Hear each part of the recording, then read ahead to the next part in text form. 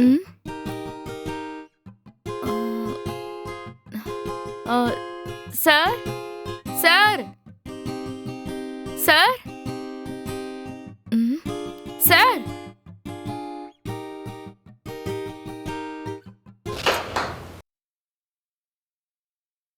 Sir, sir, Gopal sir, హ్మ్. హ్మ్. Sir. ఓహ్! మీరా? ఎలా ఉన్నారు? జాగ్రత్త సార్. కూర్చోండి. హ్మ్. ఏంటి సార్ ఏమైంది? సడెన్‌గా జ్వరం వచ్చింది. సర్లే అని హాస్పిటల్‌కెళ్ళి చెక్ చేయించుకుంటే వైరల్ ఫీవర్ అని చెప్పారు. 3 రోజులుగా హాస్పిటల్‌లోనే ఉన్నాను మేడం. ఈరోజే డిశ్చార్జ్ అయ్యి ఇంటికొచ్చాను. అవును సార్. మొన్న ఆఫీసులో వాళ్ళు కూడా ఇదే చెప్పారు. మీరు ఈరోజే హాస్పిటల్ నుండి ఇంటికొచ్చారని చెప్పారు. అందుకే ఒకసారి చూసెళ్దామనొచ్చాను సార్. చాలా థాంక్స్ మేడం. సార్ నేను వచ్చినప్పటి నుండి చూస్తున్నాను. ఇంట్లో ఎవరూ కనిపించట్లేదు. మీరు ఒక్కరే ఉన్నారా సార్? అవును మేడం. నేనొక్కడినే ఉన్నాను. మా ఫ్యామిలీ మొత్తం ఊరికి వెళ్లారు.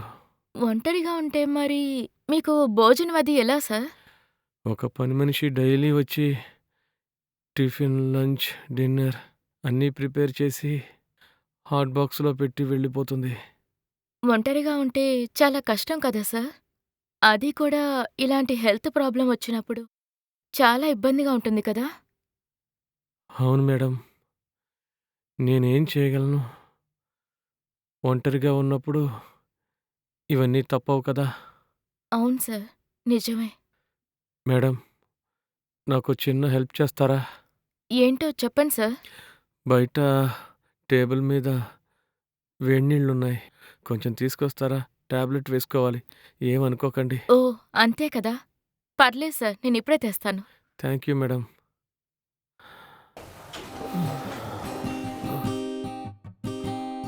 హ్మ్. హ్మ్. సార్ తీసుకోండి. హ్మ్. హ్మ్. హ్మ్. హ్మ్. హ్మ్.